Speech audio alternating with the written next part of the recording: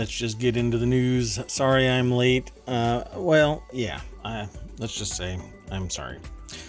This is the ohmTown Daily News Show for December 5th, 2022.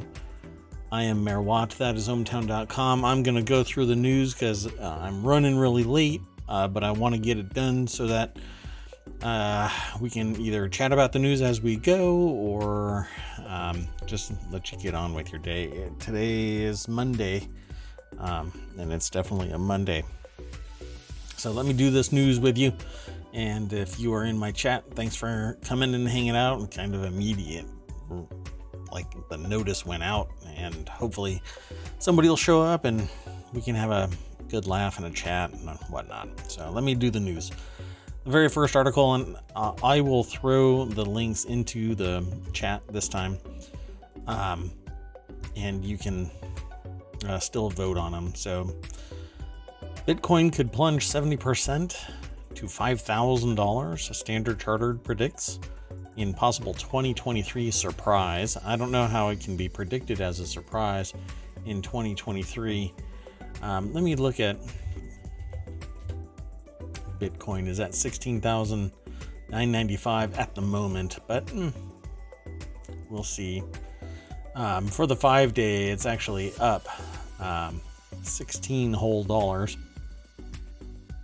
which would be amazing if it was a $20 stock, but no. And it's not a stock. I'm just going to leave that there. So, a potential crash in Bitcoin price makes Standard Chartered's list of scenarios that its analysts feel are, quote, underpriced by the markets. Sure about underpriced. This is an article over in CNBC. Let me back that up. CNBC.com by Arjun Karpal. So let's see. What's their rationale here?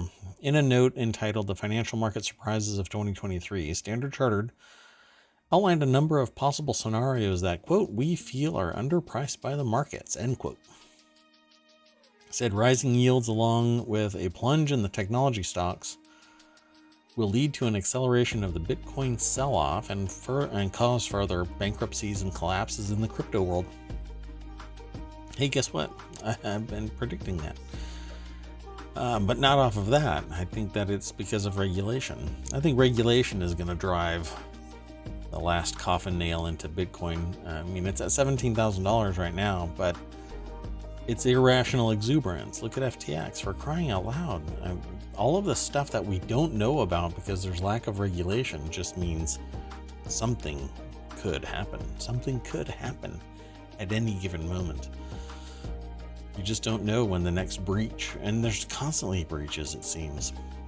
I think that the press has gotten to the point where they're just kind of burnt out on disclosing these smaller breaches, and unless it's an FTX level collapse, they're not even going to talk about it anymore. The drop in Bitcoin's price will also coincide with a rally in gold, Robertson said, arguing the yellow metal. You mean the gold metal? Yeah, gold. Could potentially rally 30% to $22.50 per ounce. That's $2,250 per ounce. Quote, as cryptocurrencies fall further and more crypto firms succumb to liquidity squeezes and investor withdrawals. Yeah, I mean, it's a run on the bank, except that there's no regulation. So who knows what the reserve level is? So when a run does happen and people can't get their money out, this is what happens. This is what will happen. It'll just collapse. Lack of faith in the system. Not religious faith. That it can operate successfully without auditing, rules, regulations, policy, procedure, monitoring so that there's no abuse, like buying Bahama property with corporate funds, but for personal use. Anyway, the next article is over on the Hatch Ideas channel. And it says here, let me throw this in the chat. It'll throw it over into ohmTown.showbot.tv. Anyway, it says here, you may think Twitter was wrong to censor Hunter Biden laptop story, but it wasn't a violation of the First Amendment. Journalist Matt Taibbi, I think it's Taibbi, but I don't recall right now. Anyway, on Friday, published new details about Twitter's content moderation decisions. Fox News pundits and Elon Musk described the decision as violations of the First Amendment. Twitter, as a private company and not the government, can choose what it does and does not publish. I'm not quite sure why this is so hard for everyone to understand.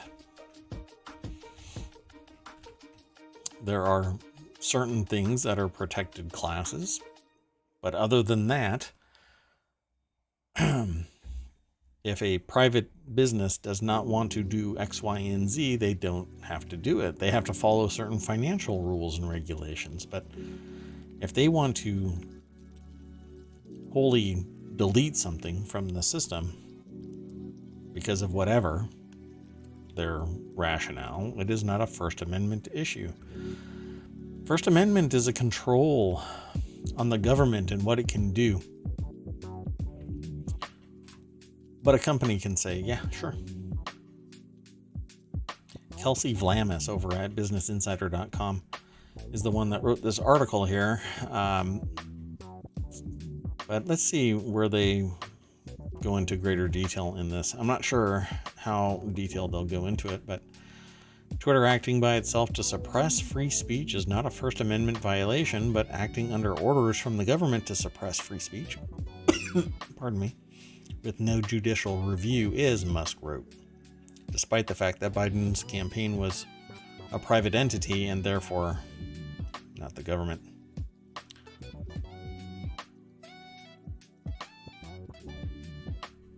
I just see this as, imagine if somebody else did it. Right? I don't know. It's troublesome that it's this polarizing thing. If a private entity even asks the business, even if it was the government saying, hey, would you mind deleting this? It's not accurate. It's demonstrably not accurate or whatever, right? It's up to the business to say yay or nay. And it's not done in a backroom deal, and there is no good old boys club. If the government asks, hey, can you delete this? And the business wants to, because the business can sit there and say, nope, we're leaving it up. Free speech, you can't tell us. But if the business decides to do it anyways, then they can do it. It's not a big deal. Congress shall make no law, right? 100% the clear answer is no. Doran Kalir, a professor at Cleveland Marshall College of Law, told Insider, Twitter is not a state actor and the First Amendment applies only to state actors. The actual text of the amendment states it plainly. Congress shall make no law abridging the freedom of speech or of the press. Ta-da. Anyway, Congress. The courts which have established extends to the government in all federal, state, and local levels, so whether or not Twitter could violate the First Amendment depends on whether or not it can be considered the government. Exactly. The Constitution is a set of rules that are pressed upon the government to control what the government is capable of doing and limiting its reach, not businesses. I'm not a billionaire, so maybe it doesn't apply, right? Because I'm not a billionaire. Now, there's much more over at that article, so go and check it out. The next article, though, is over in the Distillerist channel. It talks about adult beverages, spirits. Seven Tails debuts spiced brandy. The creation of Seven Tails Spiced, the Black Fox, was inspired by the success of the rum category. Grape brandy was aged in oak barrels in France for a minimum of 12 months, then naturally flavored with traditional French spices as well as vanilla and coffee bean. It's a 40.7% ABV spirit and offers notes of candied vanilla and subtle black cherry that, beside or subside to a dry yet rich coffee finish. So, won me over because I love, for whatever reason, I just love the way that coffee and brandy or rum. I've had other coffee rums. They're just amazing. And I hardly ever drink anymore. It's been 6 weeks, I think, since I've had anything of alcohol to drink, but this sounds delicious, so I might have to go and look it up. Spirits producer Seven Tails Distillers has released what is thought to be the world's first spiced brandy. So spiced rum is, and not even spiced rum. Coffee rum is what I've had before. But this is going to have this subtle taste of coffee on the finish, so it's going to be pretty. It'll probably taste pretty good. You know, it's just the spices though. So maybe I can try it out and come back. It says the product is recommended mixed with cola, ginger ale, or pineapple juice. It can also be used as the base for an espresso martini by combining 50 milliliters of Seven Tails spiced and a shot of quality espresso with either sugar syrup or honey. I use agave nectar now, not even sugar. Well, a different kind of sugar. It's very sweet, very good. What else could I say that it tastes like? Caramelly more than brown sugar does. It's pretty good. Let's move on to the next article. I'll move fast through today's articles. The next Toyota Prius has been revealed, and it's even more efficient. This week, Toyota revealed the 2023 Prius Hybrid. By the way, it looks really good. I've seen pictures of it elsewhere. It's the company's 5th generation Prius, and it goes on sale, or when it goes on sale, it'll be the most efficient Prius yet, with an estimated 57 miles per gallon, according to Toyota. But it is a Prius. Anyway, over at Ars Technica, Jonathan M. Gitlin is the author, and there's a picture of it. So after a controversially styled 4th generation Prius, the new car looks much more cohesive. Not sure what that really means. But it's sportier, and I don't think it really has that Prius, well, original styling. I think it's becoming more sleek. First seen on the roads in 2000, the Prius soon became a byword for environmentally conscious driving. Marked by distinctive styling, it was hard to mistake it for anything else on the road. In intervening decades, Toyota has sold millions, although fewer now than during the nameplate's heyday in the early teens. Yeah, they're starting to all look the same, like a Tesla 3, Mazda. Mazda 3. That's weird. They're all named 3. Yeah, they all have the same styling now. Very teardrop looking kind of a shape. Almost Porsche-like in its styling. So let's see. What else does it say in here? So the bigger engine means total power output has gone up to 194 horsepower for the front-wheel drive variants and 196 for the all-wheel drive versions. Toyota's press release notes that the front-wheel drive Toyota 23 has dropped its 0 to 60 miles per hour time from 9.8 seconds to 7.2 seconds.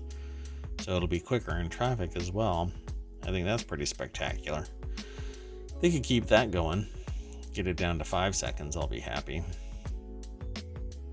But all-wheel drive, how fast is that one?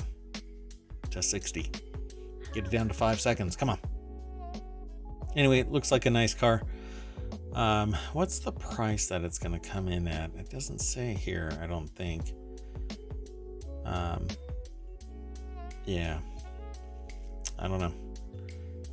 I don't see it. Let's see if I can find it up at the top. Nope. All right. The next article, did I throw it in there? No, I didn't. I'm sorry. let's do this real quick. You guys get to hear how, or I should say, you people get to hear how, you all get to hear how the sausage is made, because I'll be giving you kind of a play-by-play of me putting notes or URLs into Showbot. So go check it out as I go down this list. It'll be in the VOD. Tomorrow I'll update everything, but I have to run right after this. U.S. orders chemicals removed at Virgin Islands oil refinery. The EPA has ordered the removal of thousands of pounds of chemicals from an oil refinery in the U.S. Virgin Islands. That's great. Clean up your mess. Let's see here. It's from the Associated Press over at abcnews.go.com. And it says, San Juan, Puerto Rico. The EPA on Monday ordered the owners of an oil refinery in the U.S. Virgin Islands to remove thousands of pounds of chemicals from the site, warning that its pipes and valves are severely corroded and in disrepair. And the EPA estimates that more than 40,000 pounds of anhydrous ammonia and more than 37,000 pounds of liquefied petroleum gas are stored at the refinery in St. Croix. This is extremely dangerous.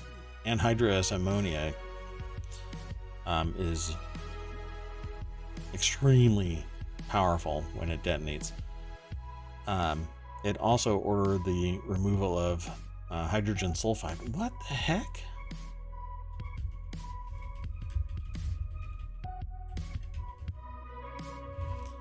Let me see something real quick. Why is it? Why is all this together? Anyway, it's an oil refinery, right? That's what it said. It's an oil refinery.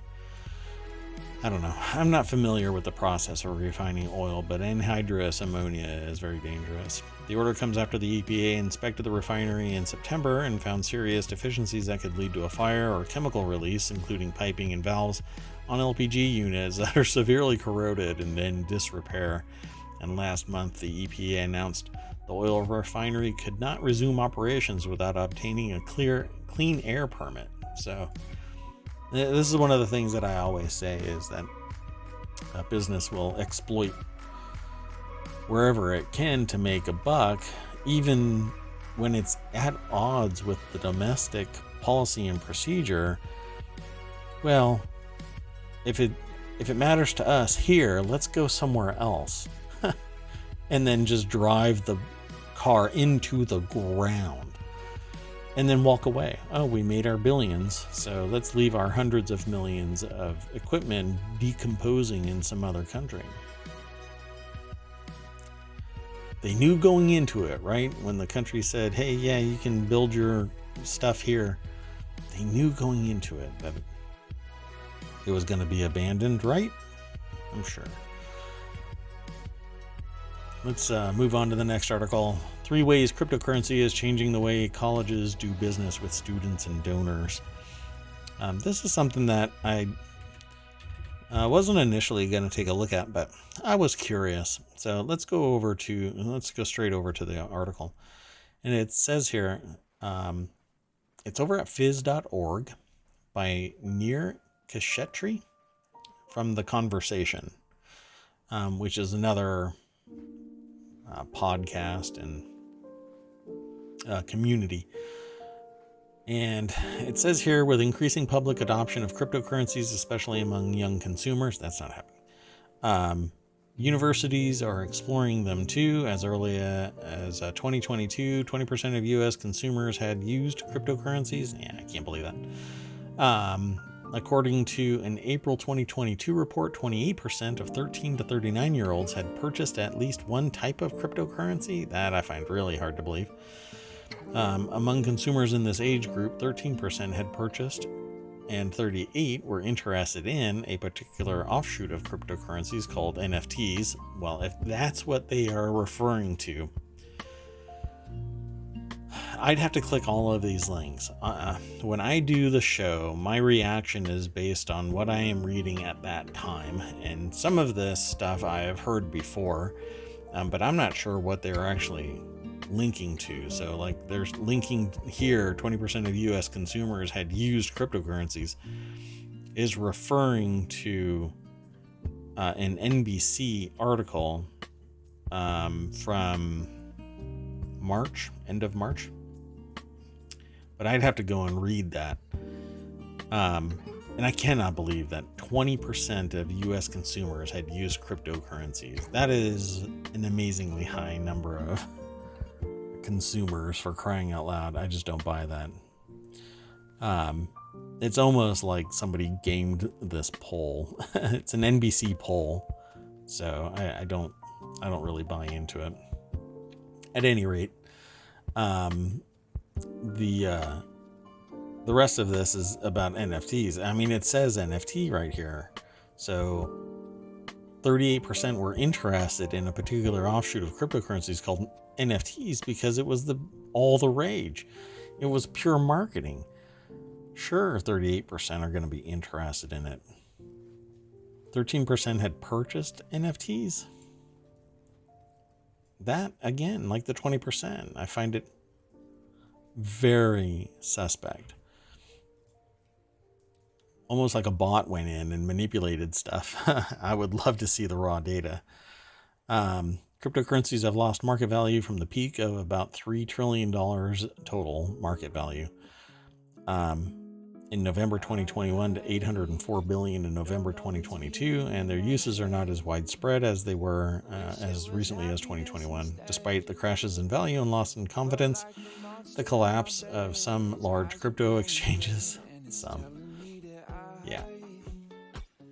So this person, in their research, they looked up educational institutions' use of crypto. So they're accepting tuition payments in the form of cryptocurrencies, which any school that does this had better be well funded somewhere, because somebody's going to have to fill the gap in with that slush fund. Receiving crypto gifts, and they better sell quick. Because what they used to be $1 million is no longer $1 million. And exploring NFTs, exploring me is meaningless. It's expensive to actually do NFTs. If you think that it's inexpensive, there is a cost associated with it. The technology has evolved to create a special kind of digital asset called NFTs, non-fungible tokens. They say a non-fungible token is a unique image, video, or audio file representing an item such as a physical painting. It could be anything. It doesn't have to be a physical painting. It doesn't have to be anything.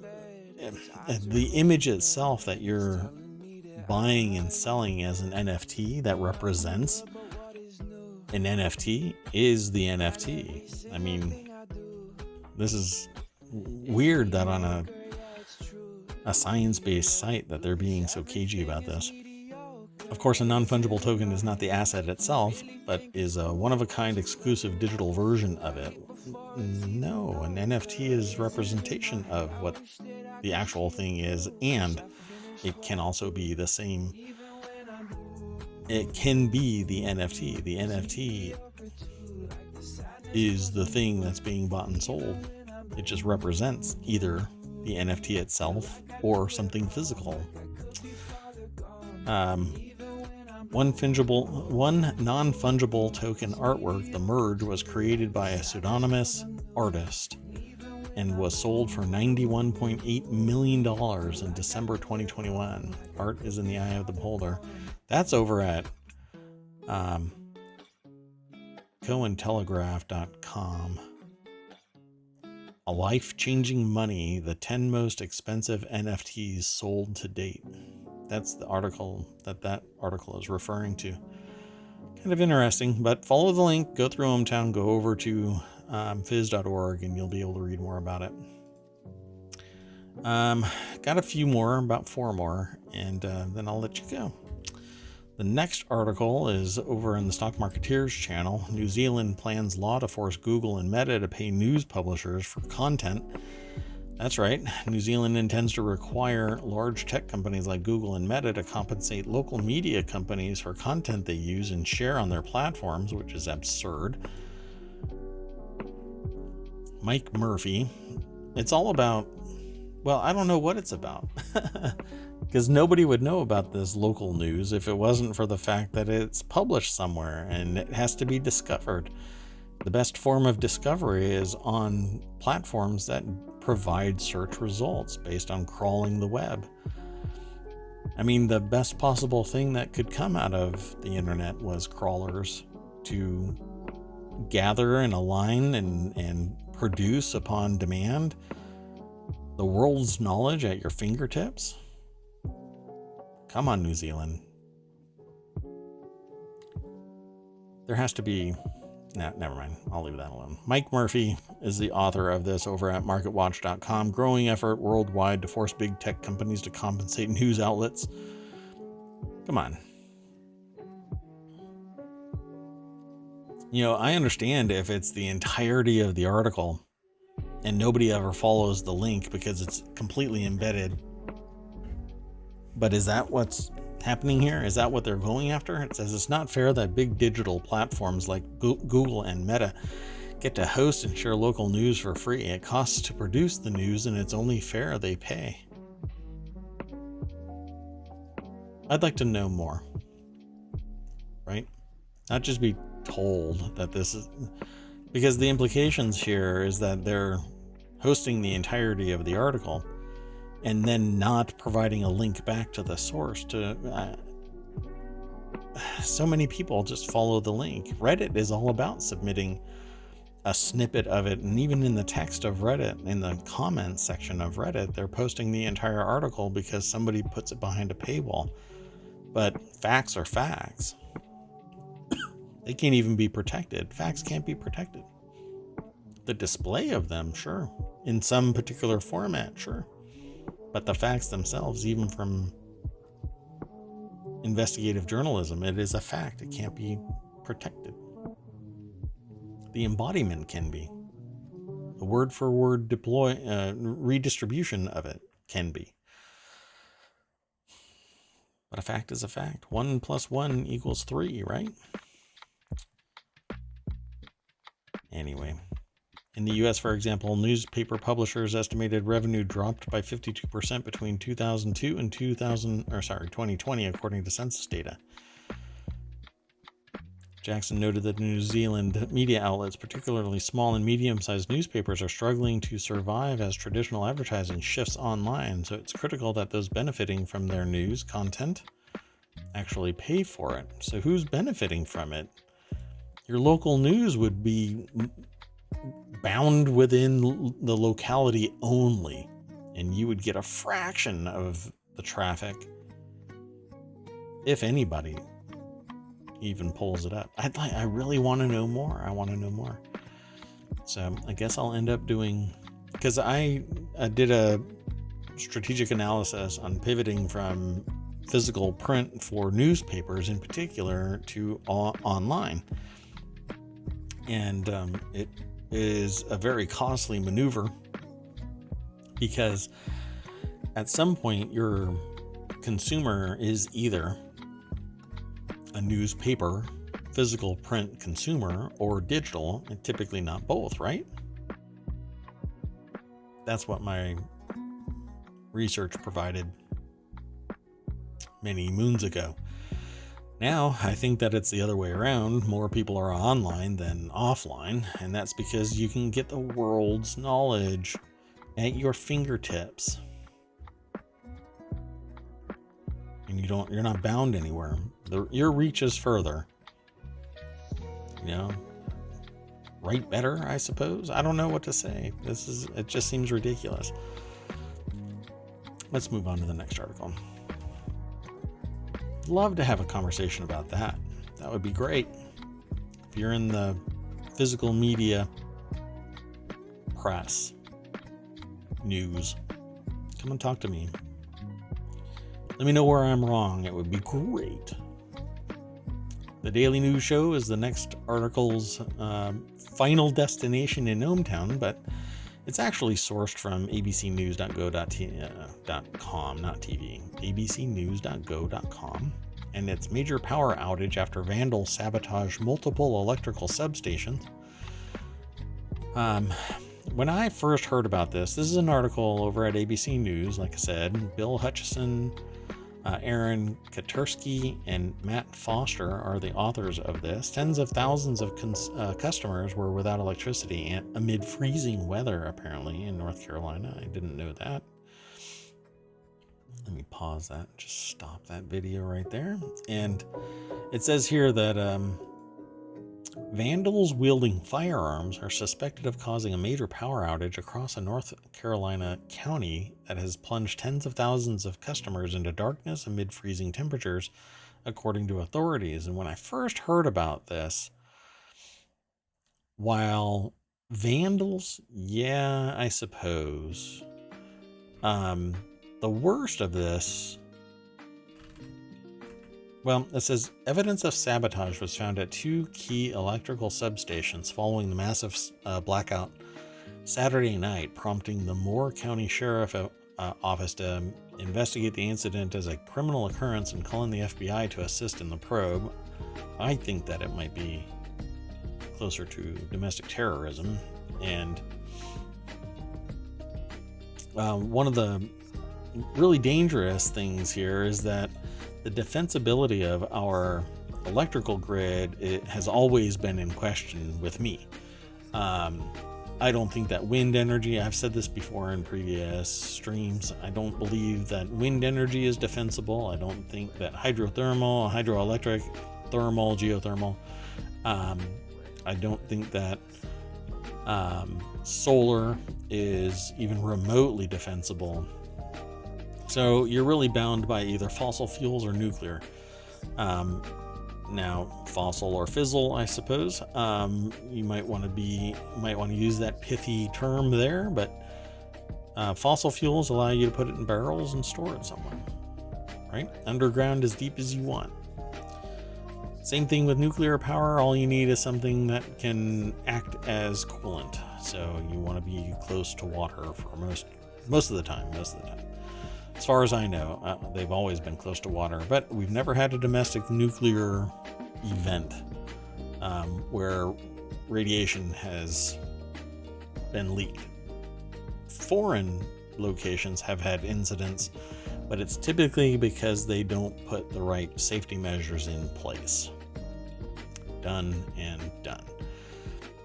Sometimes it can be a problem because the Earth itself moves. And there's not much that you can really do about that, although the ramifications are a little bit messier, and even then it's limited. At any rate, this is being coined intentional vandalism, but the long-term problem here is parts are starting to get very difficult. The supply chain is slow. Even though the country that is building most of these parts nowadays is saying that there is no COVID issue, it's under control and la, it's really just smoke and mirrors being blown up our butt. And when somebody blows out transformers and does other damage to a power station somewhere, the parts may not be there, and they have to use, duct tape and bubble gum to make it work. So is that what's going on here? Makes me consider all of the defensible solutions that are out there. The next article is over in the Word in Tech, enhancing earthquake detection from orbit. This is pretty cool. When a major earthquake strikes, nearby seismometers can inform rapid alerts to residents and emergency services that potentially hazardous shaking or tsunamis may be headed their way. However, local seismometer measurements are not sufficient to determine in real time just how big the largest earthquakes are. So, Sarah Stanley, American Geophysical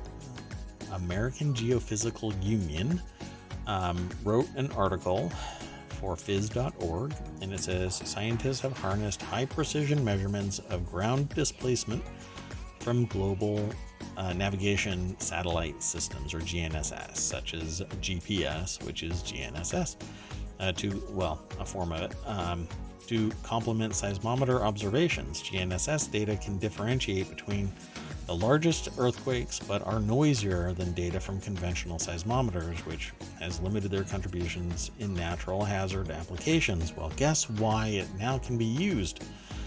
And it's because I read something earlier about this and then found it over on ohmTown, and it is because they trained a machine learning model to use GNSS sensor data to detect earthquakes. So again, artificial intelligence, machine learning, all of this constantly evolving software that evolves a whole lot faster than our skills as human beings, rides to the rescue and provides a solution that's way beyond what the human can do. We can envision the greatness of all of this information on the other side, but making it happen used to take days, weeks, months to calculate something, and if somebody messed up with a decimal, you're game over, and your Mars lander is a lawn dart instead.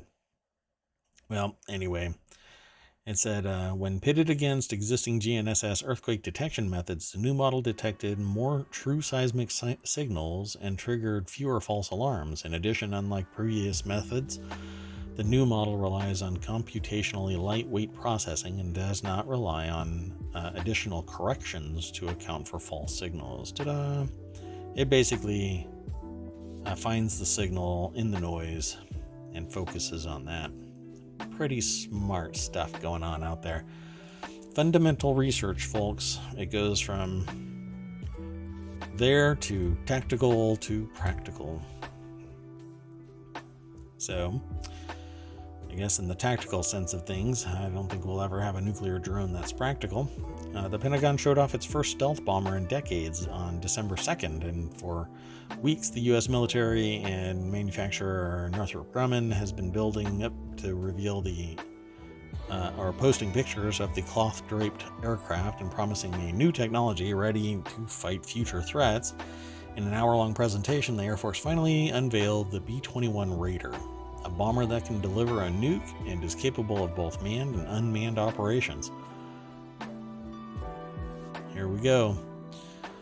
Over at Vice.com, Matthew Gault is the author of this, and it looks like a stealth bomber, except that it's apparently capable of being a complete drone, a massive drone.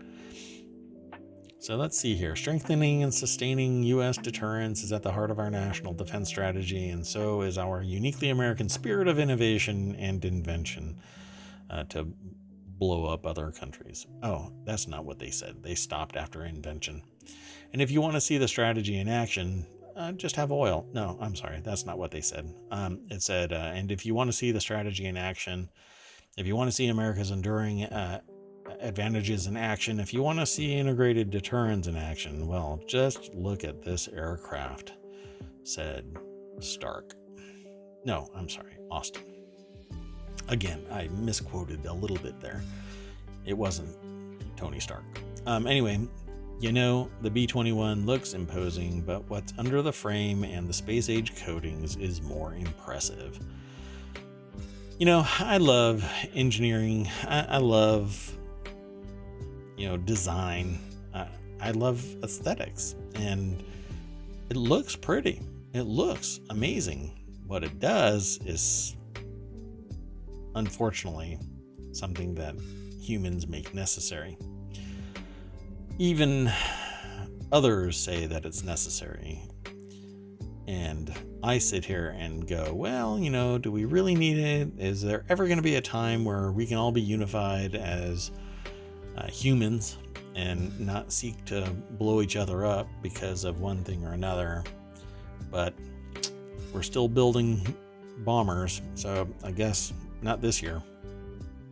A bomber that can deliver a nuke and is capable of both manned and unmanned operations. The B-21 Raider. There you go. That's it for today's show, I think. I am going to introduce you again to ohmTown.com. I went more than 60 something pages today, which was really weird. Normally don't have that many pages on Monday, but apparently it all caught up. We're still working on the site. Thanks for coming and hanging out. If you see any changes to the site, just know that we are working on it. That said, I am Mayor Watt. That is ohmTown.com. Go over there, sign up, become a citizen, and then stop by tomorrow, 6 p.m. Eastern. Ciao.